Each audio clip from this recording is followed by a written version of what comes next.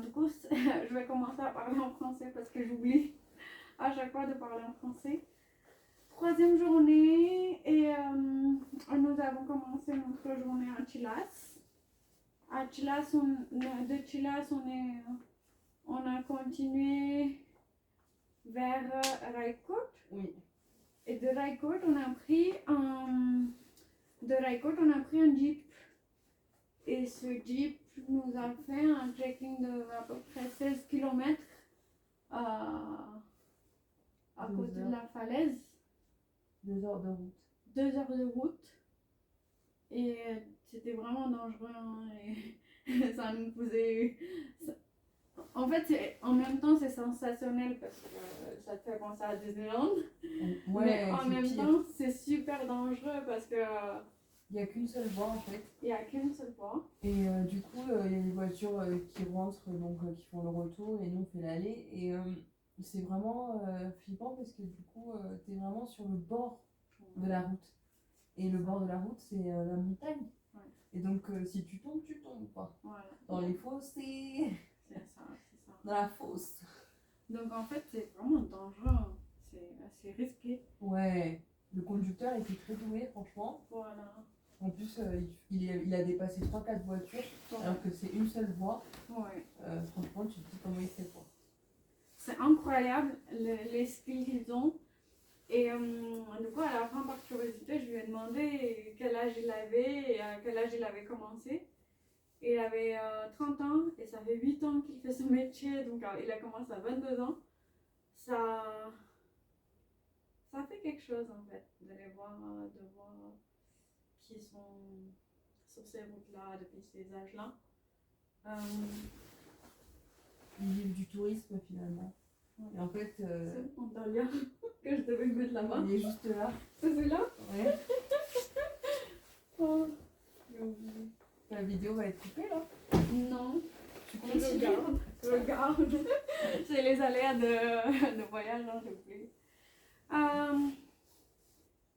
Ensuite, on a fait la randonnée.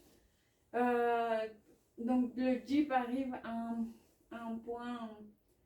Le jeep il arrive à un point où il s'arrête. Je crois que c'est Raikot, c'est quelque chose comme ça. Oui. Ou Fairy Meadows, quelque chose.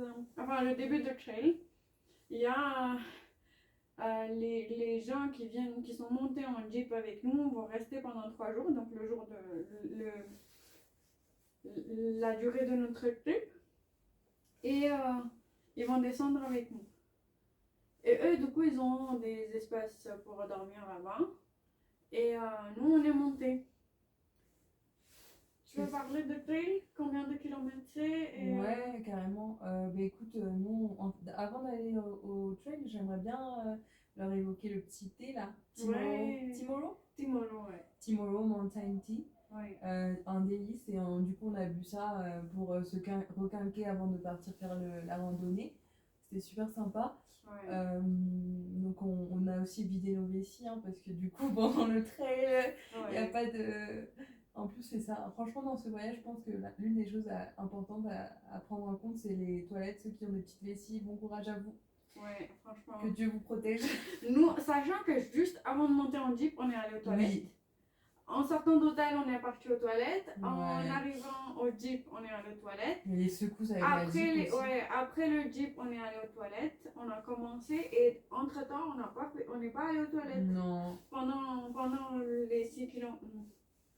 Oui, du coup, c'était 6 km de montée, de dénivelé. Et du coup, c'était intense. Il y avait quasi que du dénivelé. Ouais.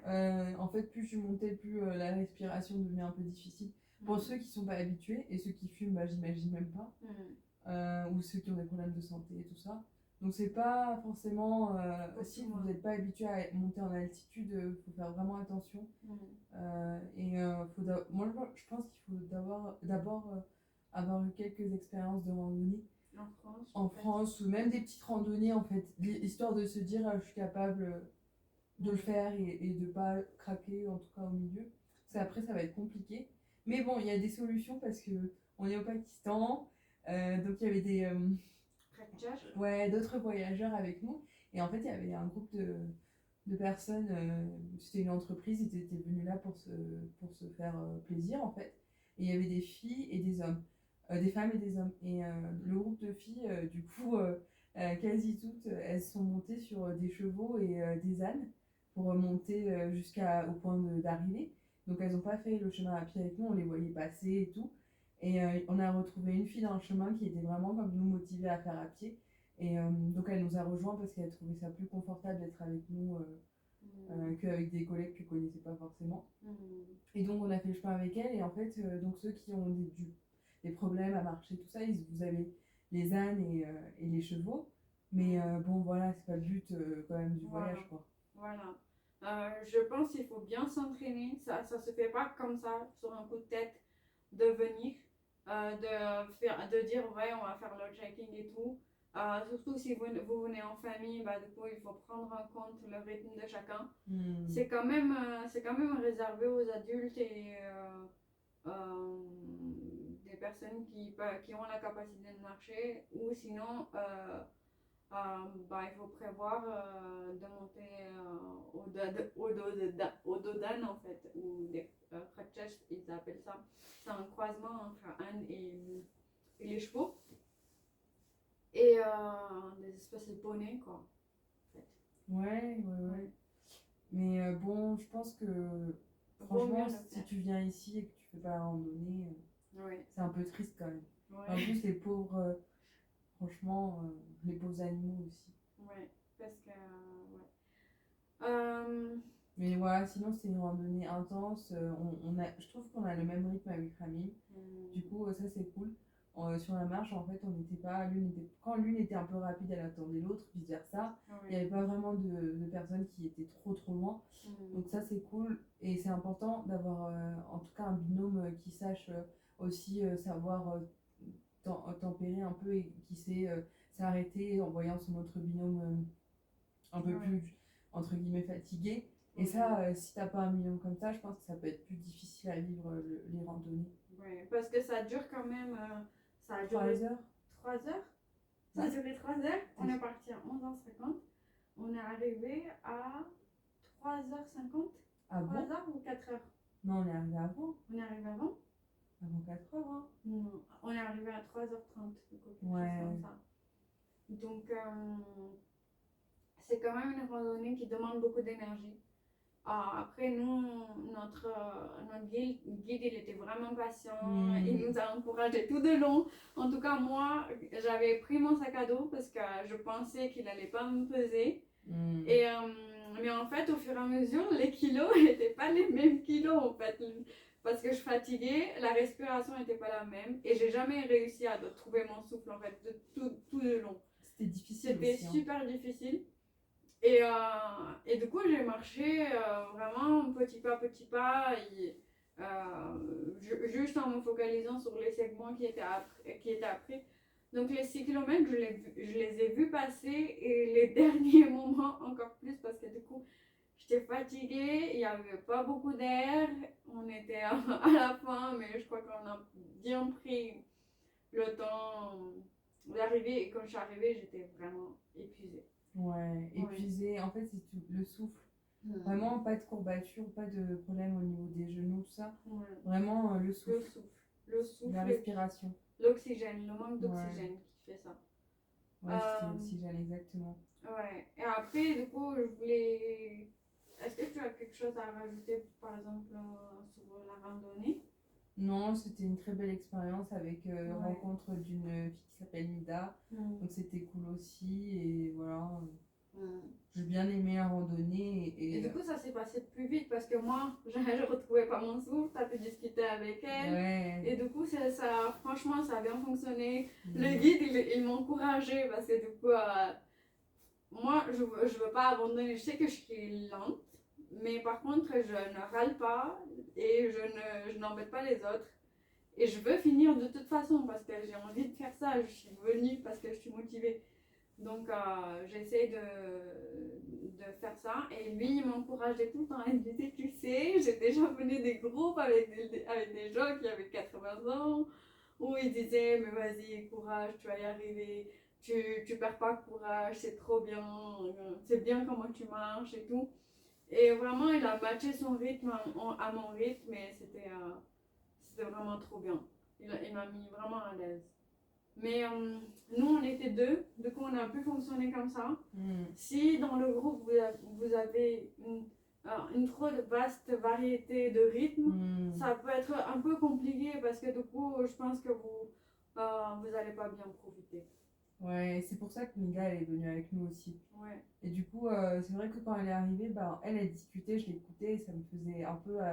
Le temps passait plus vite aussi. Et pareil comme toi, je suis quelqu'un qui ne. Bah, du coup, quand je fais ma randonnée, j'aime bien le silence. J'aime bien écouter les bruits, les sensations, j'aime les vivre. En fait, j'ai pas besoin de parler. Et du coup, je parle pas, je vis ma randonnée en fait. Voilà. Après, il y en a beaucoup, ils parlent, mais moi, je comprends pas trop le but. Ouais. C'est un peu une thérapie la randonnée aussi. Hein. Ouais. Moi, de toute façon, j'avais pas le souffle, donc je pouvais pas parler. C'était pas mon option. Mais c'est vrai qu'on en profite plus. Et une fois que je suis arrivée, j'étais super fière de moi. Et je pense que ça va toi aussi. Ah oui, oui. Parce que c'est quand même quelque chose. C'était une randonnée qui était super difficile. Sachant que notre guide, il croyait qu'on n'était pas capable de le faire. Voilà. Donc voilà, j'ai envie de lui dire, tu te trompes, monsieur. Bah, je pense qu'on lui a démontré que on pouvait. Franchement, arriver en haut, c'est magnifique. On voit les montagnes, les sommets enneigés. Ouais. On voit Nanga Parbat. Voilà. C'est incroyable. Franchement, c'est l'une des plus grandes montagnes du monde et la vue, elle est époustouflante. Il n'y a même pas de mots pour décrire. Voilà. Et ici, en fait, ils ont fait des espèces de chalets où il y a, par exemple, une famille qui peut venir là. Nous, il y a de l'eau chaude. Faut leur demander. Il suffit de leur demander parce que du coup, ils font bouillir l'eau juste pour toi. La lumière, enfin l'électricité, ça vient avec le palais solaire. Il n'y a pas trop d'électricité pour charger le portable. Mais après, c'est aussi bien parce que du coup, ça nous permet, une déconnexion un peu forcée, mais c'est une déconnexion. Et en haut, il y a le silence, il y a le bruit de l'eau, il y a une espèce de quiétude. Ouais. On se pose et en fait, de toute façon, on se retrouve entre humains.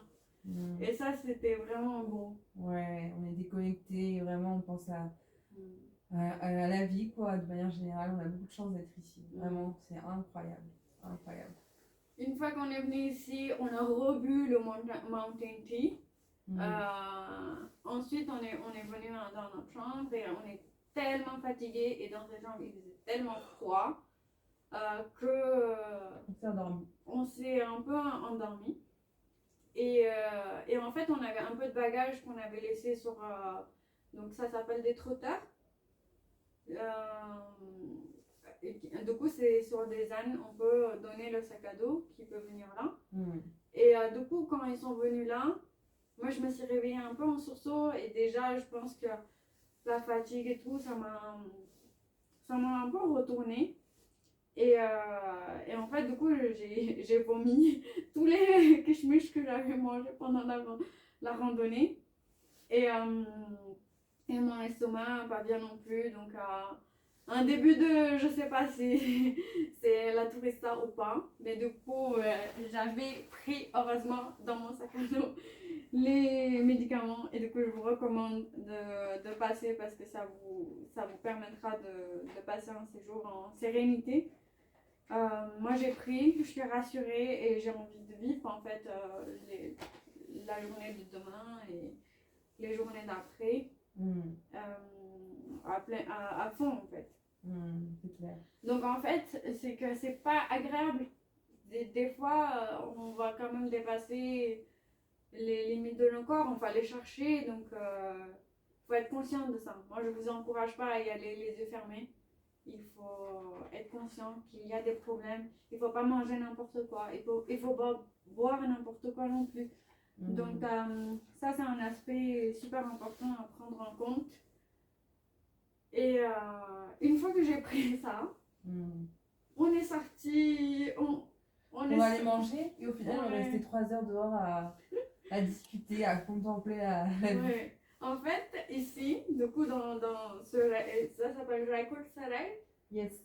Et en fait, ils préparent frais, donc fraîchement ce que vous voulez manger, donc sur order. Donc si on veut du chicken, ben en fait ils vont préparer du chicken, ils vont Bon, tu as devant tout nous. fraîche, ouais, ils vont de A à Z. Si tu demandes de dalle, ils vont faire de A à Z. Et du coup, il fallait demander avant, il fallait commander avant. Et du coup, on était sortis avec cette intention-là. Sauf qu'on est parti prendre des photos et c'était tellement beau. On a été mesmerised, émerveillés par ces Fairy Meadows en fait. Et du coup, ça s'appelle Fairy Meadows, la plaine des... Les plaines des fées. La plaine des fées. Les plaines. Les plaines des fées. Ouais, parce qu'il y en a plusieurs en fait. Et là, en fait, on est entouré par des pics enneigés. Qui font penser à des fées. Et c'est du coup on est en plaine, en altitude. Dans des vallées en fait. Dans des vallées. Ouais, vraiment on est dans des vallées. Genre autour de nous il n'y a que ça. Ouais. On est encerclé. Voilà, c'est encaissé. Ouais. Et devant nous on a Nanga Parbat. Ouais, incroyable. En fait là, on peut voir Nanga à notre fenêtre. Voilà. Et du coup, la chambre est super bien et tout. Même s'il fait froid. Même s'il fait froid, on avait le choix de... C'est pour ça que t'es en tenue... C'est pour ça que je suis en tenue Estimo, parce que du coup, je me suis douchée et j'ai pas envie d'attraper froid. Et du coup, on avait le choix d'aller dans un autre... Ah oui, aussi, ouais. Ouais. Ouais, finalement, on n'a pas voulu. Non, l'autre, on aurait eu de quoi se chauffer, mais on n'aurait pas eu la vue. Donc, je vous avoue qu'on a sacrifié on veut avoir froid, on veut la vue du matin. Voilà. Mais du coup, on était dehors et après, Jamil nous a rejoints. Et comme ça, on a pris des photos avec lui, on a discuté, on a pris des vidéos. Ouais. On a rencontré un couple de Chinois aussi, avec qui on a discuté en anglais. Et c'est des photographes. Ils nous ont montré leurs photos, leur travail, c'était magnifique. Et du coup, on a discuté.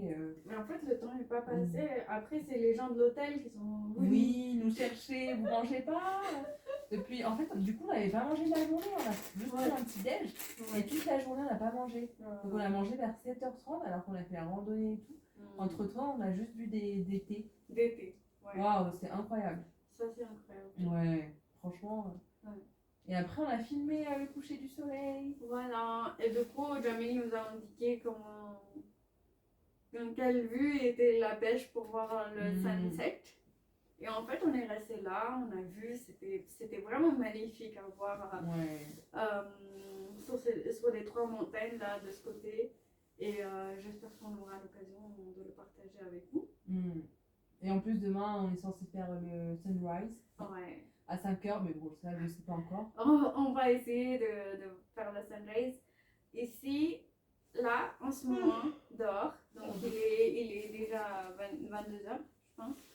En ce moment, dehors, il y a la lune. Il y a les sommets de neige qui sont illuminés par la lune. Donc en fait, c'est vraiment, ils apparaissent, ils sont visibles, alors que sinon, il y a la nuit noire. Ouais. Il y a les étoiles, il y a les nuages. Et il n'y a pas un bruit. Et il y a la neige, ouais. Il y a la neige. Là, on le voit.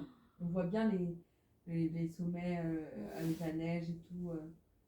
Et le reste, du coup, là où on est, les chalets, on voit rien du tout, il n'y a pas de lumière. Et tout est... vraiment, la vue, elle est incroyable, même pendant la nuit. Par contre, ça, on ne pourra pas vous partager parce que les caméras sont pas assez... Voilà, ça nous donne envie d'investir et de revenir en fait. Du coup, je suis allée dehors, j'ai profité. Et franchement, on se sent super petit en voyant tout ça. Donc voilà ce qu'on voulait partager sur cette journée avec vous. Demain est une autre journée avec d'autres aventures. Et cette journée nous a fait énormément de bien. Moi, en tout cas, je ne regrette pas du tout. En fait, de jour en jour, je suis là, mais je suis trop contente d'être là. Sachant que toi, tu m'avais dit que tu étais hyper déçue le premier jour, tu te rappelles? Oui, en fait, le premier jour, j'étais là, mais c'est pas j'avais pas une bonne impression. La première après-midi. Ouais. Et puis après, quand on s'est endormi, on avait changé d'avis. En tout cas, moi, j'ai changé d'avis. Ouais, après, j'avoue que moi, la première journée, c'était Islamabad, donc je m'attendais pas à un truc de ouf. De toute manière, je savais que c'était vraiment pour toi, en vrai, parce que toi, tu connais pas. Vu que moi, je suis de la région. Et vraiment, le voyage, moi, que j'attendais, c'était dès qu'on quitte Islamabad, c'est ça le voyage pour moi. Mais en fait, on aurait pu enlever Islamabad. Ouais, mais non, je pense pas. T'as vu comment on était fatigués. Au C'était final. juste on aurait dû dormir et relaxer Ouais, ce jour-là. Et mais aller un oui. peu à Bazar, je sais pas. Je pense aussi. On n'aurait pas dû faire autant de choses. Non, on aurait dû se reposer. Mais de toute façon, on a dit il faut prendre un vol de jour, les gens. Si vous voulez partir en vacances, prenez un vol de jour, comme ça la nuit vous arrivez, vous dormez. Ouais, en fait, avant de monter dans le nord, il faut se reposer. Ouais. Donc, si vous avez le voyage dans les pattes, vous allez le traîner. Voilà. Voilà, je pense que franchement, c'est de mieux en mieux. Voilà, c'est de mieux en mieux. Je regrette pas du tout. Je suis agréablement surprise, je suis contente, même si c'est dur. C'est pas tous les aspects de voyage ne sont pas agréables, hein, mais franchement, en fait, même moi j'avoue, même quand je vois ça, je m'en fous parce que je trouve qu'on on a tellement de chance d'être là, c'est incroyable. Genre, franchement, c'est waouh. Il y a tellement pas de mots. C'est le voyage d'une vie. Je sais pas si on aura l'occasion, en tout cas j'espère qu'on aura l'occasion de revenir, mais moi ça me fait tellement ça me rend émotionnel de savoir que je suis ici sur la terre où je suis née et qu'en fait c'est hyper varié, des humains tellement différents avec des personnalités différentes bien sûr partout comme ailleurs, hein. Mais tu rencontres des gens incroyables. Est-ce que quand on parle on est né ici, est-ce que tu veux parler de ce que les gens ils aperçoivent quand ils nous perçoivent ensemble? Bah du coup tout le monde me demande si on est de la famille, non plutôt ils nous En fait ils demandent qui on est. Voilà, quelle est notre relation? Voilà. Départ. En fait ils disent pas qui on est, ils assument pas. Ils ont pas d'hypothèse mais ils nous demandent qui on est. Et ils nous regardent aussi parce que... je pense qu'on notre façon d'être... D'ailleurs, quand on a fait la randonnée, les garçons et la fille là, du coup Nida, son groupe, ils étaient choqués, ils disaient mais vous êtes des bonnes randonneuses et tout. Moi je pensais qu'ils se moquaient de nous, tu vois. Vous avez un bon pas et tout. Nous on était là, on est en train de mourir là, on est en train de décéder. Parce que moi je marchais vraiment un pas devant l'autre, hein, donc c'était pas brillant. Mais ils nous ont dit ça et ils étaient derrière nous, apparemment ils nous ont vu avancer de plus en plus vite et du coup je me suis dit ah ouais d'accord, et donc c'est cette impression qu'ils ont de nous. Et après ils nous demandent on est de où et je leur dis qu'on est de Paris, de l'Île-de-France ou de la France quoi. Et c'est là où ils se disent ah ça se comprend pourquoi vous êtes aussi dynamique et tout. Je me dis ok d'accord. Tout le monde que vous avez fait les Alpes et tout. Ouais, pas du tout monsieur. Ouais, on n'a rien fait. Bon on en a fait un peu. C'est pas notre première randonnée. Oui. Mais en tout cas les randonnées au Pakistan c'est différent. Et après, il y avait aussi eu les gens qui assument d'où on est. Oui. Par exemple, avec l'accent, ils essayent de deviner et ils essayent de vous assigner. C'est vraiment le mot assignation. Parce que eux, notre accent de Urdu leur raconte des choses. Et on n'est pas forcément d'accord avec ce qu'ils disent. Mais des fois, ils ont une opinion fixée et ça bouge pas. Ouais, c'est clair. Il y a des gens, bah voilà, ça en fait c'est les rencontres. T'as des rencontres hyper positives et d'autres où tu te dis waouh, toi tu devrais vraiment avancer. Hein. Par exemple, aujourd'hui, il y a quelqu'un qui m'a dit que j'étais de Gilgit. Et il y avait aussi, en fait, on se demandait, parce qu'on se fait demander si on est des foreigners et tout. Et du coup, nous, dans notre tête, on est des Pakistanaises. Et du coup, on se demandait qu'est-ce qu'il y a qui leur dit. Et on avait déjà parlé de ça dans l'autre vidéo. C'est vrai? Ouais. Et qui nous disait qu'en fait, nos visages ils étaient un peu différents. Apparemment, mais je comprends pas trop. Ouais. Je comprends pas la différence. Peut-être c'est pas nos visages, je pense que c'est vraiment notre façon de bouger, de se tenir, de se comporter. Tu vois, on est assez libre et on n'a pas peur. Par exemple, on parle avec Jamil comme si c'était un boss en fait. Ouais, voilà, on le respecte, il nous respecte. Il n'y a pas de gêne. Ouais. Et vraiment, il y a du respect. Et ça, c'est vraiment cool, tu vois. Il n'y a pas de honte. Et ça, franchement, je pense que les gens, ils n'ont pas l'habitude. Et ensuite, bah, même de manière générale, on est capable de dire bonjour aux gens. C'est le côté un peu gentil. Ouais, il y a des gens qui fixent. Et après, ce que je fais, vas-y. Alors quand les gens ils fixent, vous savez quand on me fixe, je déteste qu'on me fixe parce que t'as un problème en fait. Ouais. Du coup si tu me fixes c'est que t'as envie de me parler. Donc alors dis-moi bonjour, c'est la marque de respect. Donc quand on me fixe, je leur dis salam alaikum et là ils sont choqués. Je provoque mais je fais la même chose à Paris, hein, vous inquiétez pas. C'est vraiment partout, je fais ça même à Mayotte où je suis actuellement, je fais la même chose. Les gens me regardent, bonjour, oui, ça va? Et c'est vraiment aussi pour leur dire, bah en fait, je suis comme vous, donc je vois pas pourquoi vous me fixez comme ça. Voilà. Mais voilà. Yes. Donc voilà nos réflexions d'aujourd'hui. Et à demain, Inch'Allah.